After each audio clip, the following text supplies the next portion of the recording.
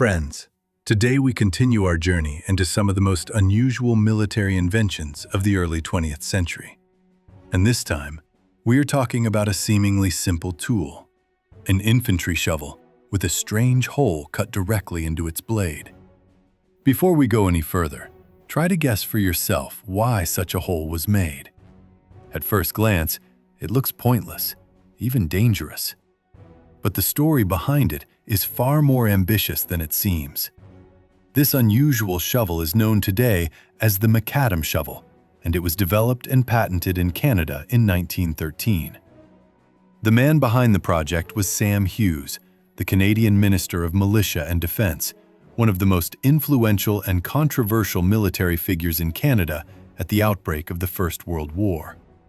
According to official records, the idea itself did not originate from Hughes directly, but from his close associate and personal secretary, whose observations during European military exercises inspired the concept.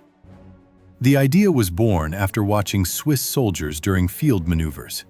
Hughes and his associates noticed how infantrymen quickly dug shallow positions and then tried to protect themselves from rifle fire using whatever cover they could find. This observation led to a bold conclusion. What if a standard infantry shovel could serve not only as a digging tool, but also as a personal shield? At first glance, the macadam shovel looked similar to a regular entrenching tool in size and shape.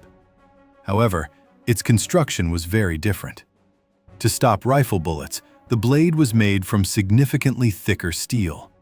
The handle was metallic and hinged, allowing it to fold at a 90-degree angle. When unfolded, special metal spikes were exposed at the base of the handle, which could be driven into the ground, fixing the shovel vertically like a small shield. And here we come to the most unusual feature: the hole cut directly into the blade. This opening was intended to serve as a firing port. A soldier could place his rifle through the hole and fire at the enemy while remaining protected behind the shovel. On paper, the idea seemed brilliant. A portable shield, a firing position, and a digging tool combined into a single piece of equipment. Unfortunately, reality proved far less forgiving. The first and most obvious problem was weight. The macadam shovel weighed nearly 2.5 kilograms. During long marches, every extra gram mattered, and soldiers quickly realized they were carrying a heavy slab of steel on their belt. For comparison, the Soviet MPL-50 shovel, famous for its simplicity and effectiveness, weighed just over 0.5 kilogram. The excessive weight made digging exhausting. The hole in the blade caused soil to spill through constantly, especially in loose ground, making trench work slower and less efficient. What was supposed to be a multifunctional tool became a burden during the most basic infantry tasks. But the most dangerous flaw revealed itself when the shovel was used as intended, as protection from enemy fire. The firing hole was placed too low, forcing soldiers to lift the shovel awkwardly to aim their rifles. The blade itself could not reliably stop modern rifle bullets, and its small size offered minimal coverage. In practice, using the shovel as a shield exposed the soldier's body and head, turning a supposedly defensive tool into a serious hazard. Despite all these issues, the shovel was officially patented, and in 1914, an order was placed for 25,000 units.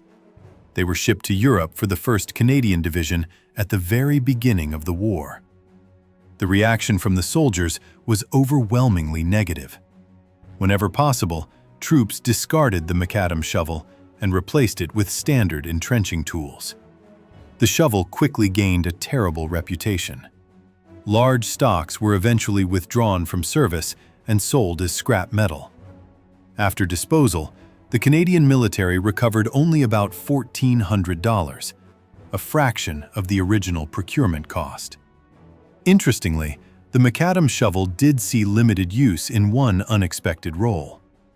Some Canadian snipers reportedly stacked several shovel blades together to create improvised armored shields, compensating for the weaknesses of a single blade. However, this was never part of the original design, and only highlighted how flawed the concept truly was. To this day, historians debate whether the macadam shovel was simply a tragic engineering mistake or part of a larger corruption scandal. Sam Hughes was later involved in multiple controversies, and many believe he aggressively promoted the shovel for personal or political gain. Regardless of intent, the project became a symbol of how good ideas on paper can collapse under the harsh realities of warfare. The macadam shovel remains a fascinating example of early military experimentation, a reminder that not every innovation survives first contact with the battlefield.